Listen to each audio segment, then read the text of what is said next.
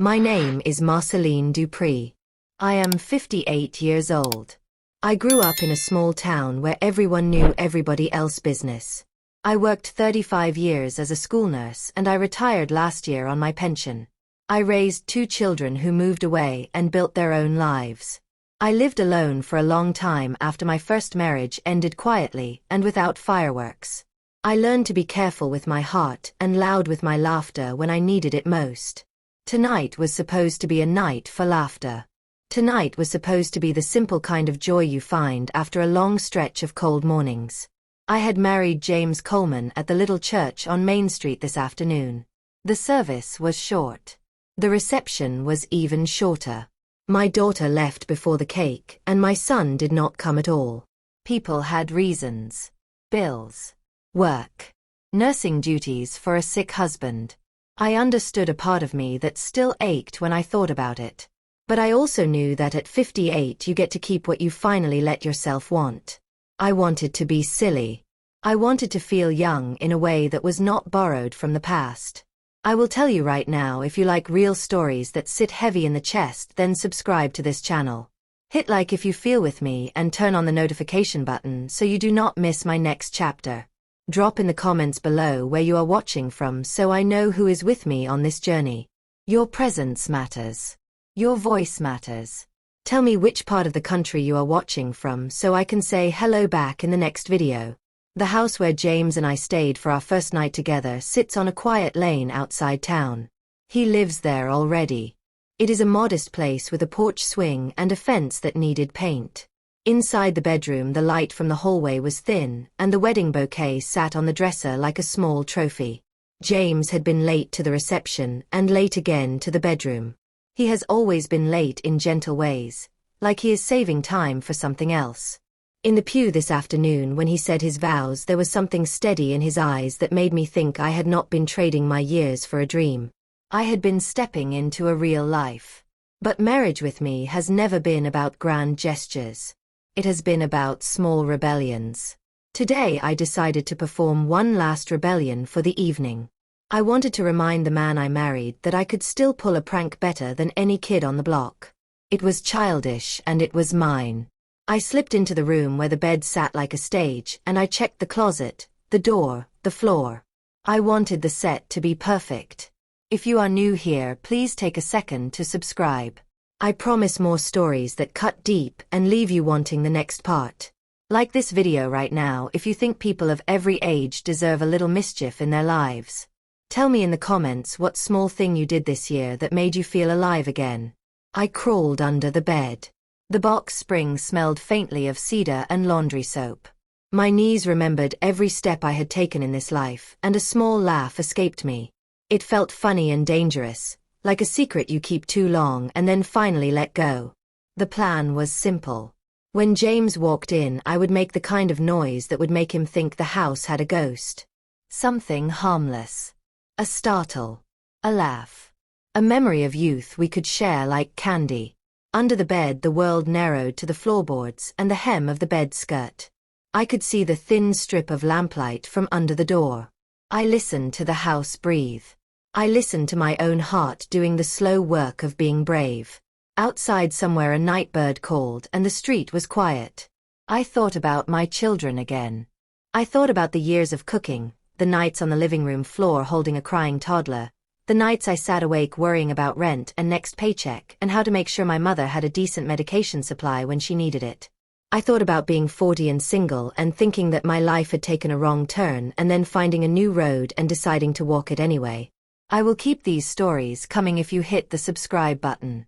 If you enjoyed this chapter, like the video so more people can find our little room of stories. Leave a comment where you are watching from and tell me if you have ever done something foolish to feel young again. The house felt different tonight. There was something sharp in the air, like rain about to come and not coming. James had gone out to check the car one last time, he said, but his footsteps had faded. I learned to listen carefully across rooms for those tiny sounds that mean everything. A drawer closing. A laugh swallowed. A key in the lock. I counted to myself and the plan felt safe. I waited. A shadow moved along the hallway and the door opened with a small breath. I held my breath under the bed because even at 58 your heart can still act like a teenager when it is about to trick someone you love.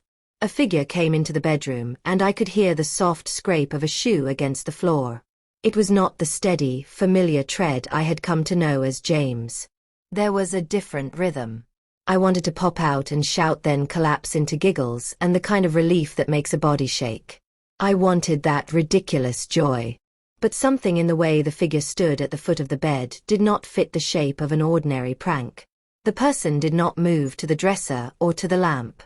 They just stood near the doorway, still as if listening to the house breathe.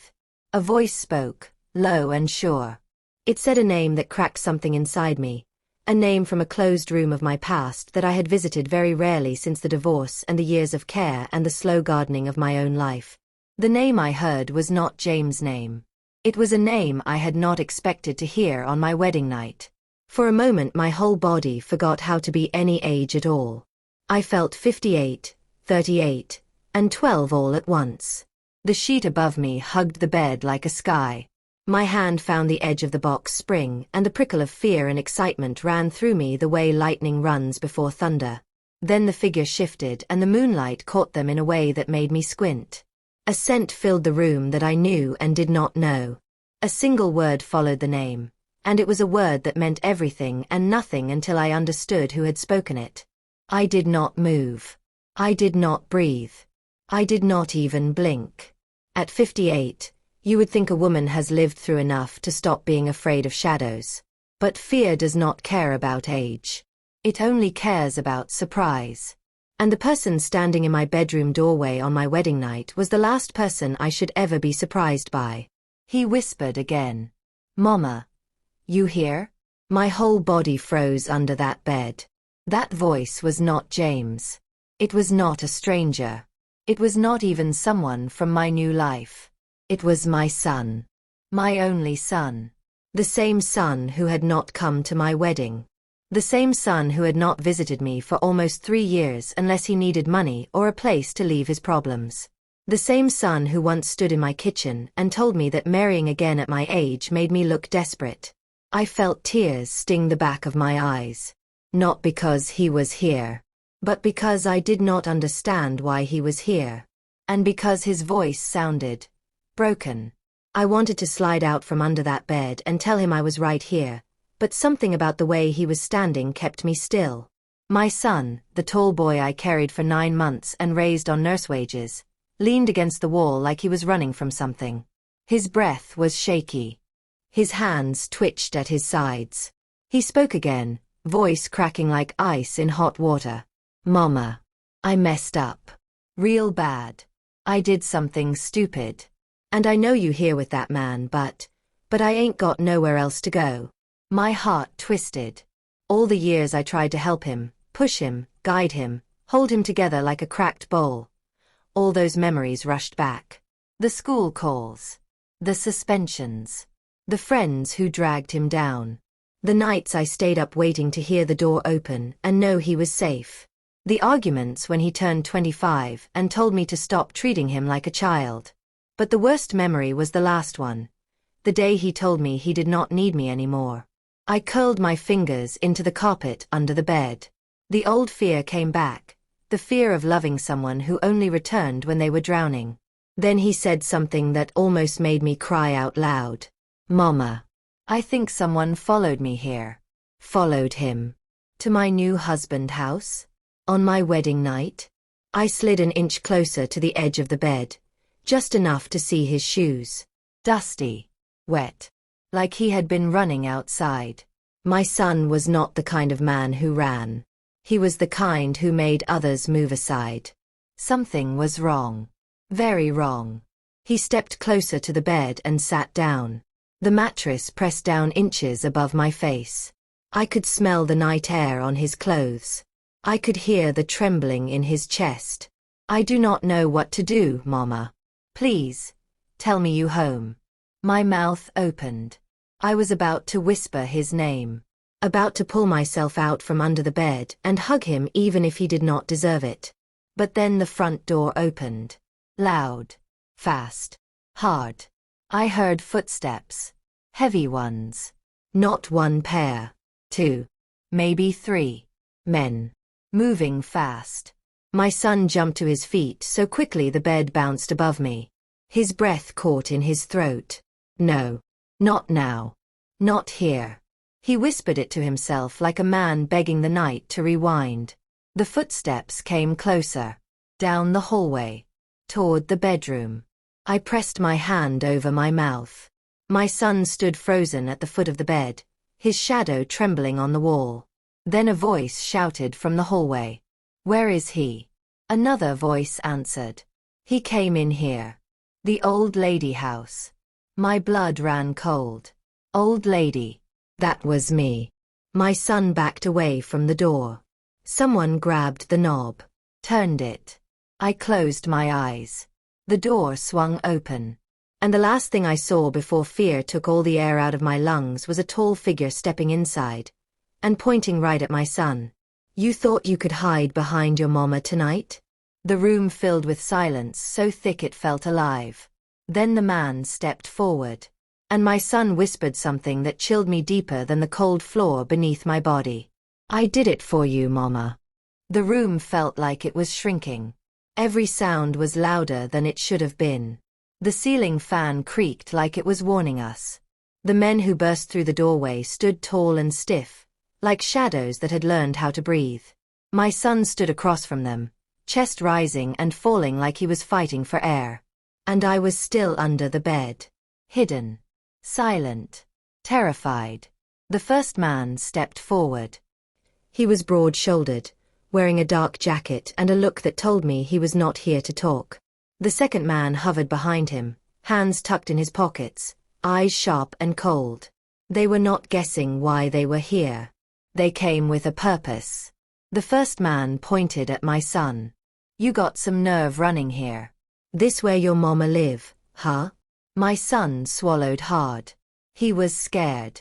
I had not seen him scared like that since he was a little boy, standing in our old kitchen with a broken toy in one hand and secrets swelling behind his eyes. "I did not bring no trouble to her house," he whispered. "I just needed time to think." Think. The man stepped closer. "You should have thought before you stole from the wrong people." Stole. That word hit me like a fist. My son dropped his gaze to the floor. His voice cracked. "I swear I was gonna pay it back." The second man laughed. "Pay it back? With what? You barely had enough to get your car fixed." My chest tightened. I felt the air drain out of me. For years I had tried to pull my son out of messes. For years he had promised me he would change. For years I had believed him because a mother heart bends even when it should break. But this time, he had run to me after stealing from people who followed him. Dangerous people. On the night I got married. On the night I was supposed to sleep in peace. The first man took one more step forward until his shoes were inches from the edge of the bed. "So tell me, you think we gonna walk away? Just like that?" My son held up both hands. "Look, let me fix it. Please. Not here. Don't do this here. She doesn't know anything about this." That part was true. I knew nothing. But I knew him. And I knew that tremble in his voice was not new. It was old. It was childhood fear wearing grown man clothes. The man grabbed my son by the collar. I almost screamed, but I forced myself to stay quiet. Even my heartbeat tried to quiet itself. The grip was firm, angry, impatient. "You got 10 seconds to tell me where the money is." My son's voice broke. "I ain't got it." "Then why run here?" "Because she's all I got." The room fell silent. Something inside me cracked when I heard that. A part of me wanted to crawl out, stand between them, and protect him like he was 5 years old again. Another part of me felt the old ache of every time he used my kindness as a shield. My son whispered again, voice trembling. I knew she'd help me. The first man tightened his grip. "Help you? Man, your mama can't save you from this." Then his eyes drifted across the room. Slowly. Searching. Calculating. I stopped breathing. He stepped closer to the bed. My son panicked and grabbed his arm. She ain't here. I swear she ain't. The man shrugged him off. Or maybe she under the bed right now praying we don't find her. I shut my eyes. My whole body felt like stone. One wrong movement and my life would change forever. The man bent down. His hand reached for the bed skirt. My heart slammed so hard I thought it would shake the entire mattress. Just as his fingers touched the fabric, a car door slammed outside. The men froze. My son froze. And I almost gasped. Because I recognized that sound. James. My new husband.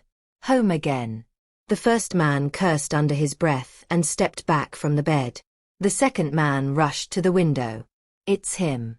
He's back. My son's voice broke. Please. Just let me talk to him. Let me. The first man grabbed him by the shirt again. You got 1 hour. 1 hour. You bring us what you owe or we coming back.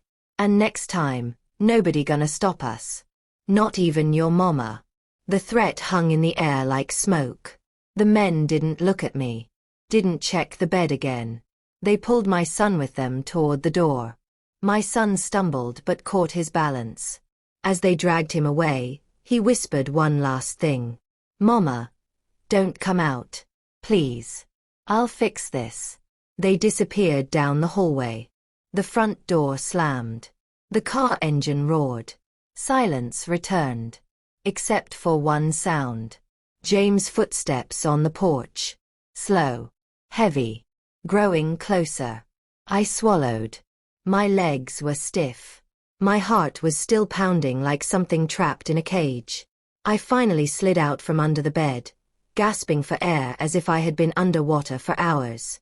My dress was wrinkled. My hands were shaking. My life felt suddenly tangled between old wounds and new promises. Because now I had 2 truths to face. My son was in danger. And my husband had no idea what just happened inside his own house. What I say to him in the next few minutes will decide everything. Will he believe me? Will he blame me? Or will he walk away before our marriage even begins? When I finally crawled out from under that bed, my knees hurt, my hands were shaking, and my heart felt like it was trying to run away from my chest. I brushed the dust off my dress, trying to steady my breathing before James walked in. But no amount of smoothing my clothes could hide the fear all over my face. The doorknob turned. Slow. Careful.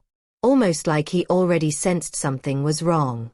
James stepped inside our bedroom with a tired smile, still loosening his tie from the long day. But the second he saw me standing there, his smile slid right off his face. Marceline. What happened? He walked toward me with that calm, soft way he always talked. The kind of tone that made you feel safe without even trying. His eyes softened, but mine were still wide with fear. I opened my mouth to speak, but nothing came out at first. My throat felt tight. My chest felt heavier than air. He touched my arm. Babe, did something happen? I swallowed hard. James, my son was here. His eyebrows rose. Your son. Tonight. I nodded slowly. He wasn't alone. Silence rolled between us. Then James took a small step back. Not out of fear. Out of caution. Out of trying to make space for whatever truth was coming. Tell me everything, he said gently. And that was the moment I realized something important. My husband was not the kind of man who ran from trouble. Not the kind who shouted when upset. Not the kind who blames first and asks later. I took a deep breath and started talking. They came looking for him, I whispered. He owed some people money. They followed him here. James' face went tight. Not angry. Not scared. Focused. Did they hurt you? No. Did they touch you? No. Do you know how much he owes? I shook my head. I didn't know anything except that my son had gotten himself trapped deeper than ever before. And he brought that trouble straight into the home I had just entered as a new wife. James quietly walked to the window and looked outside. His hand rested on the curtain, His jaw clenched just enough to show he was thinking hard. Then he turned to me. Marceline. Why didn't he come to me? I blinked. That thought hadn't even crossed my mind. Because my son did not trust him. Because my son barely respected him. Because my son thought he still had the right to use me as a hiding place. Before I could answer, James stepped closer and held both my hands. Look at me. His voice was low, steady. Like a man making a promise. I married you today. And that means your problems are not yours alone anymore. They are mine too. I will not let anyone hurt you. Not your past. Not your fears. Not your son's mistakes. My throat closed up again. James. I don't know what to do. He squeezed my hands. We will figure it out together. But first, I need you to tell me one thing. Be honest, Marceline. Do you still feel responsible for saving him? I dropped my eyes. He is my child. James nodded slowly. Yes. And you raised him the best you could. But he's not a boy anymore. He is a grown man making dangerous choices. And if you keep trying to protect him from the consequences, you might lose everything you've built for yourself. His words hurt. But they were true. All my life, I had done everything to save my son. From friendships, from fights, from himself. And every time, he returned only when the world pushed him into a corner. A tear slipped down my cheek. James wiped it gently. You are not alone anymore. Let me help you. I nodded, even though my heart was heavy. Just then, James' phone buzzed. He glanced at it and his face changed. What is it? I whispered. He held up the screen so I could see. A text message. From an unknown number. It said, "You got 1 hour. Keep Mama out of it. Meet us behind the diner." My breath caught. Mama. They were talking about me. James grabbed his jacket. "I'm going with you," he said firmly. "No, James. They might be dangerous. And leaving your son alone with them is not dangerous?" I closed my eyes. He was right. James stepped close again and kissed my forehead. "Get your shoes. You are not staying here alone." I hesitated. But he didn't give me time to protest. "I told you," he whispered, taking my hand. "Your problems are mine now." We walked out of the bedroom together. The night air hit my face as soon as the front door opened. Somewhere far down the road, a car engine rumbled. Maybe theirs. Maybe my son's fate waiting to unfold. And all I could think was, am I about to lose the man I love trying to save the child who keeps breaking me? The drive to the old diner felt longer than any road I had ever traveled. Even with James beside me, my hands wouldn't stop shaking. My son had gotten himself into trouble before, but never anything that made grown men kick down doors and drag him like prey. I kept staring out the window at the passing streetlights, each one flickering across the glass like warnings. James drove with one hand on the wheel and one hand resting on my knee, steadying me without saying a word. He didn't need to speak. His presence alone felt like a shield. But I was still terrified. When we turned off the main road, the night grew darker. The old diner sat on the edge of town, quiet and lonely. Behind it was a gravel lot with no lights, no people, no sound except the distant hum of the highway. James parked, then turned to me. "Stay in the truck." I shook my head. "No. This started with me. I'm not hiding again." He sighed, knowing I wouldn't bend. "Then stay close." We stepped out together. The gravel crunched under our feet. The air smelled like rain that had not fallen. My heartbeat echoed in my ears. Then I saw movement. 2 men stepped out from behind the dumpster. The same 2 from my house. And between them, hands tied behind his back, was my son. He looked tired, defeated, scared. "Mama," he whispered. My chest tightened. I wanted to run to him, but James held my arm. "Wait." The taller man crossed his arms. "You brought him." James stepped forward. We came to talk. Talk. The man laughed. Your boy stole from the wrong people. Talking time is over. James didn't flinch. How much does he owe? The man smirked.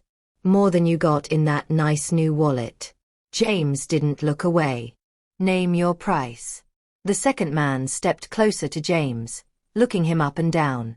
You think you can save him? He pulled this stunt 3 times already this month. 3 times? My stomach dropped. My son had not mentioned that part.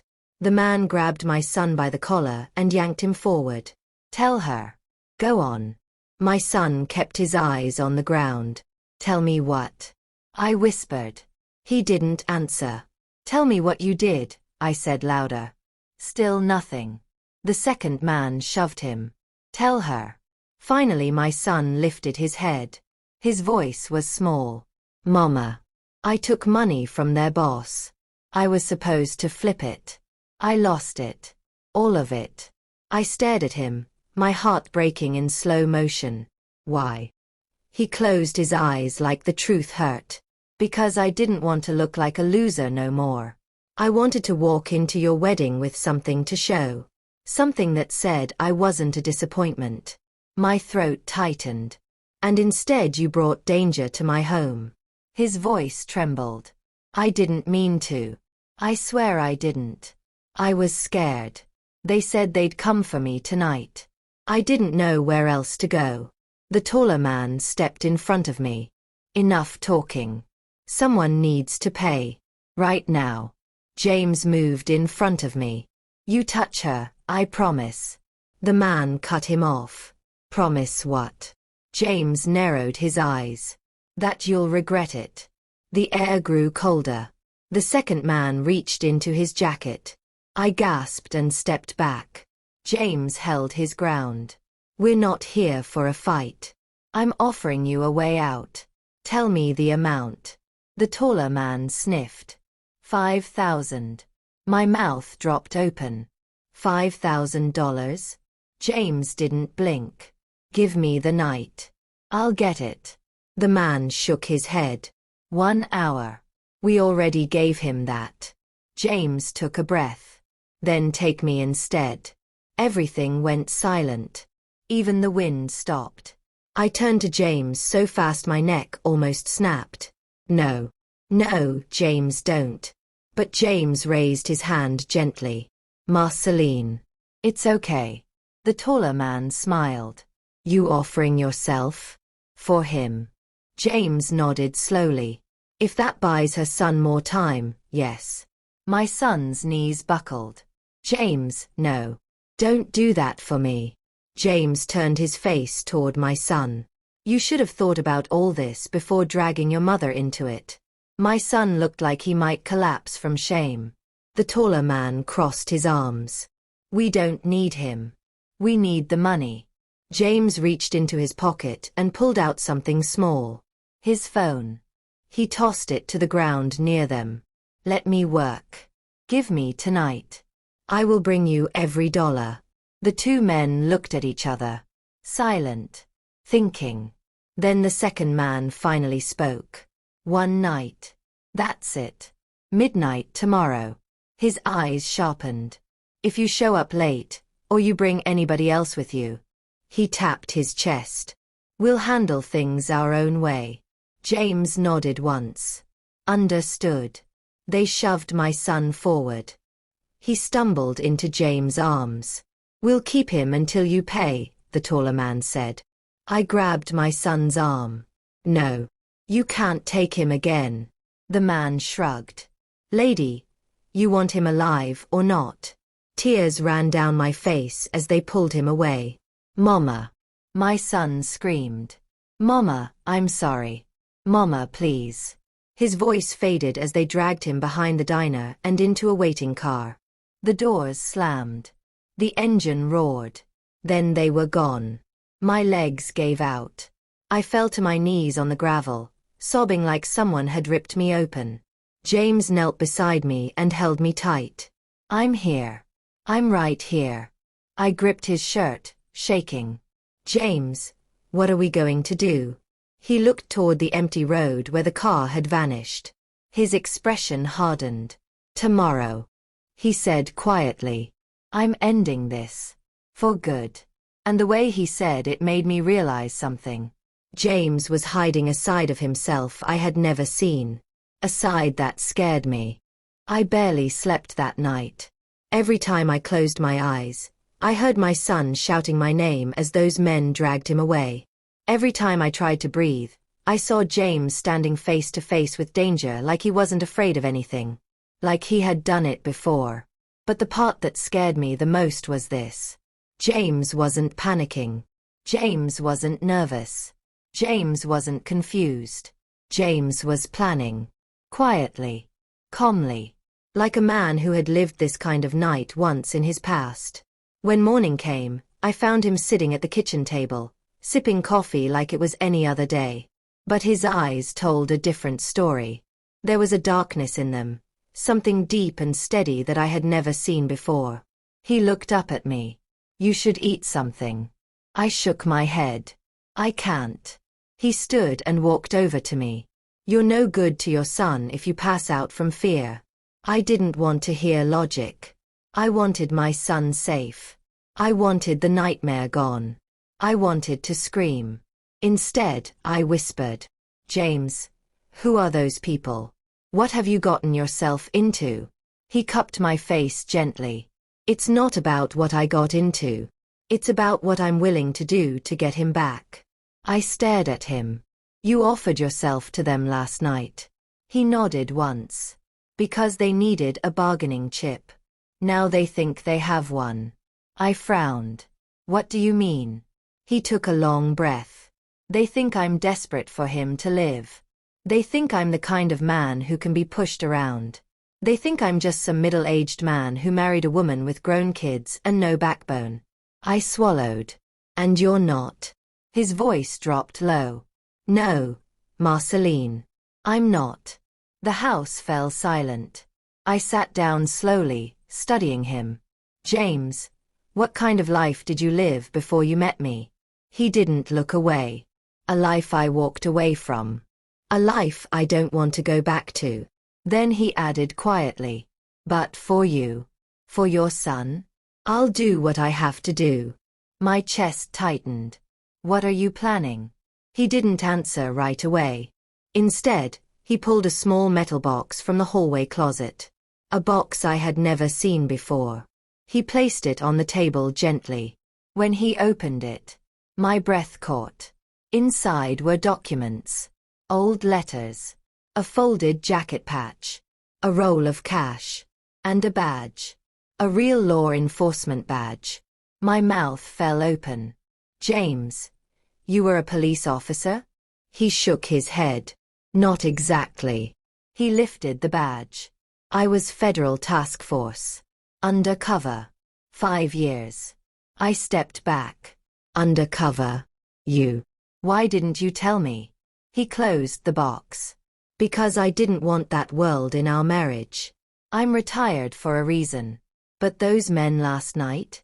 I recognized the way they moved. The way they talked. They ain't small-time troublemakers. They work for someone bigger. I covered my mouth with my hand. So you're saying? He nodded. Your son stole from an organized crew. The kind that doesn't negotiate twice. My stomach dropped. Then we need to go to the police. Now. James shook his head firmly.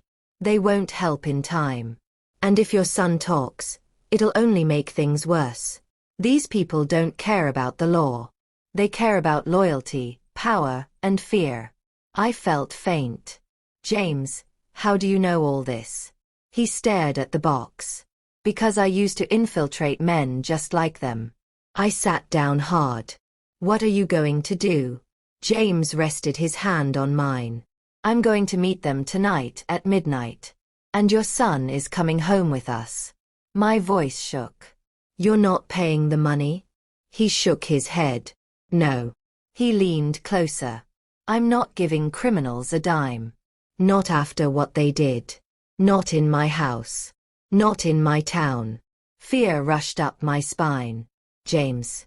They could hurt you. They could. He held my face again. Look at me. I met his eyes. I'm not going there to fight them. I'm going there to expose them. I still have contacts. I still know the system. If they show aggression, they're done. If they threaten us again, they're done. Either way. He squeezed my hand. Your son comes home. I shook my head. But what if something goes wrong? His expression softened. Then at least you'll know I did everything to start our marriage with truth and protection. Tears filled my eyes. James. I can't lose you. Not now. Not after today. Not after everything. He pulled me into a long, steady embrace. You're not losing me. He whispered. You waited too long for peace. I'm going to make sure you get it. I held on to him as if holding him could stop the night from coming.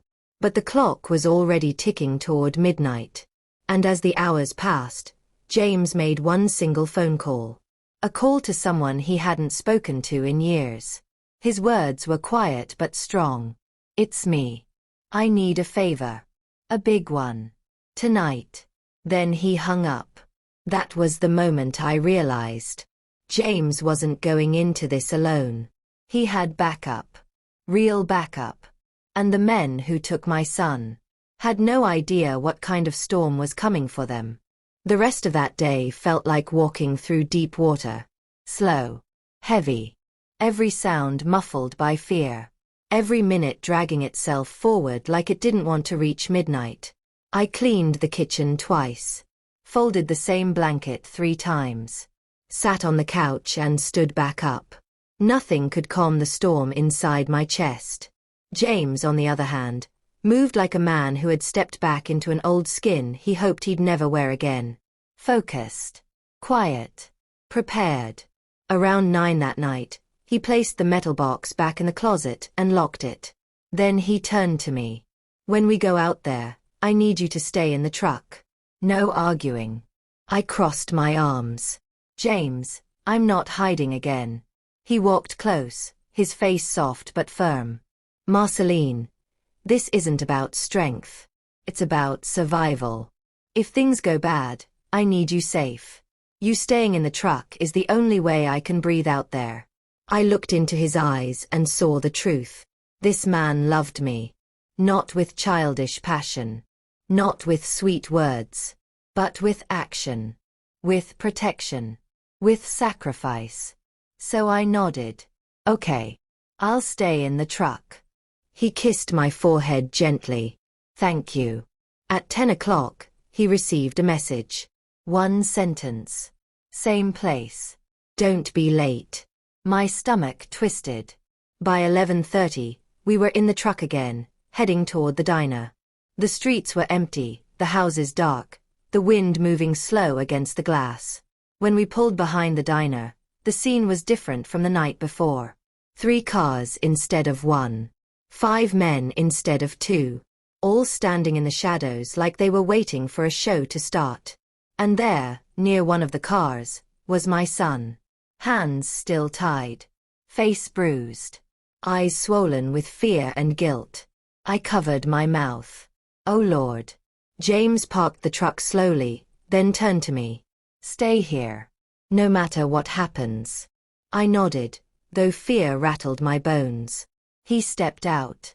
The night breeze caught his jacket. He looked calm. Controlled. Like a man who had done this 1,000 times. The tallest man from last night stepped forward. Right on time, old man. James kept walking. Where is he? One of the men shoved my son forward, making him stumble. James didn't rush. Didn't panic. Didn't show fear. He stopped a few feet away from them. Let him go. The tall man laughed. You bring the money? James' voice was solid as stone. No. The men murmured. Confused. Annoyed.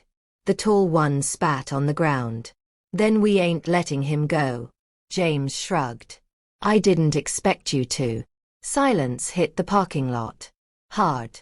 The men shifted uneasily. One of them whispered to the tall man. What's he doing?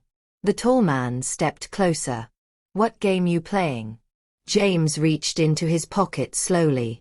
The men tensed. But instead of money, he pulled out a small device. A radio. And pressed a button. The tall man scoffed. You think calling backup's gonna scare us? James raised one eyebrow. Backup. He shook his head. I didn't call backup. At that exact moment, headlights flashed from behind the diner. Then another. And another. 3 unmarked vehicles rolled in, blocking the exit. Doors opened. Men stepped out. Quiet, coordinated, focused. Some wore jackets with letters on them. Others wore vests. They moved like shadows with discipline. My breath caught. These weren't local police. These were federal agents. James held up the radio. I called friends. The tall man cursed. You tricked us. James shrugged again. No. You tricked yourselves when you followed a grown man to his mother's wedding house. The agents surrounded them before they could run. Hands behind heads. Weapons dropped. Orders shouted. The whole lot of them pinned to the gravel in seconds. My son fell to his knees, shaking. James walked straight to him and untied his hands. You all right? My son's voice cracked. Why did you come back for me? James put a hand on his shoulder. Because your mama deserves peace. And you're part of her peace. I felt tears spill down my face. I opened the truck door and rushed toward them. My son stood, trembling, then fell into my arms like he was a boy again. Mama. I'm sorry. I'm so sorry. I held him tight, crying into his shoulder. You scared me. You scared me so bad. James touched my back gently. He's safe now. It's done. But just as relief washed through me, one of the agents walked up to James. We still need your statement, he said. And some old business came up on your file. We have questions. James' jaw tightened. I turned to him, fear returning like a punch. James, what does that mean? He looked at me, apology in his eyes. It means this night isn't over yet. When the agent said they had questions for James, my stomach dropped so hard I almost lost my balance. The wind blew across the gravel lot, lifting dust and carrying it past the flashing lights. My son held onto my arm like he was afraid I would disappear. James lifted both hands slightly, not in surrender, but in patience. Let her know, he told the agent quietly. The agent nodded and stepped closer to me. Ma'am, your husband isn't in trouble. But he was part of a federal task team years back. Some of his old cases are connected to these men. We need him to help us close what's left. My heart steadied a little, but not enough to breathe easy. So, he's not being arrested? The agent shook his head. No. But we need him at the office tonight. Tonight. On my wedding night. After everything we had just survived.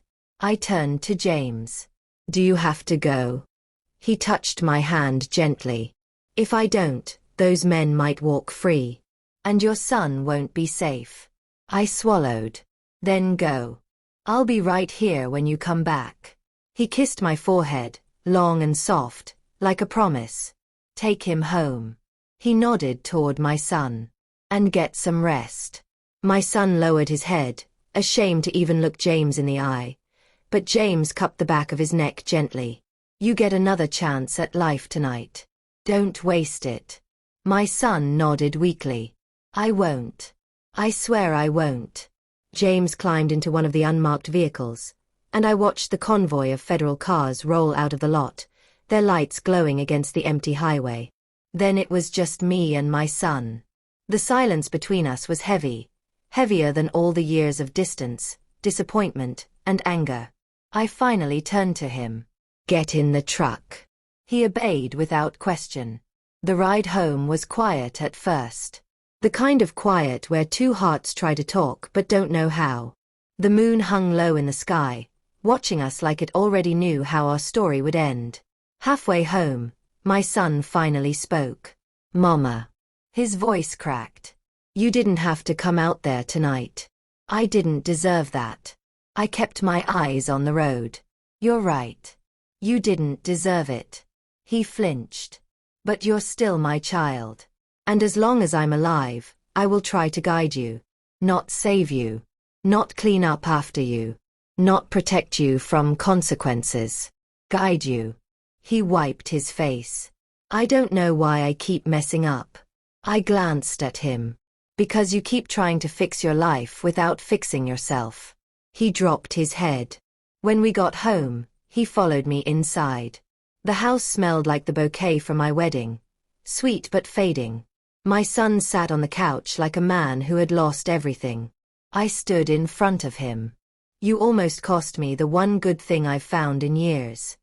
He covered his face with both hands. I know. Mama. I know. I'm so sorry. I sat down beside him. You need help. Real help. And this time, I'm not backing away from the truth. He looked up slowly.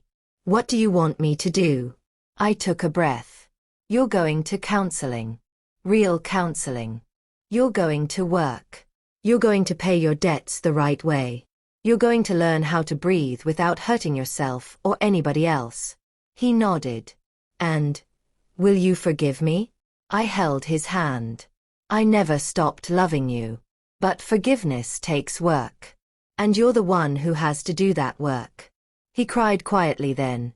Soft, broken tears. The kind that come from a man who finally sees the edge of the cliff he has been running toward. Hours later, the clock struck 3 a.m. The door opened. James walked in. My whole body sagged with relief. You're back. He smiled, tired but warm. Told you I'd come home. My son stood up instantly. James, thank you. For everything. James nodded once. Make your mother proud. That's all the thanks I need. My son wiped his face again and quietly left the room, giving us space.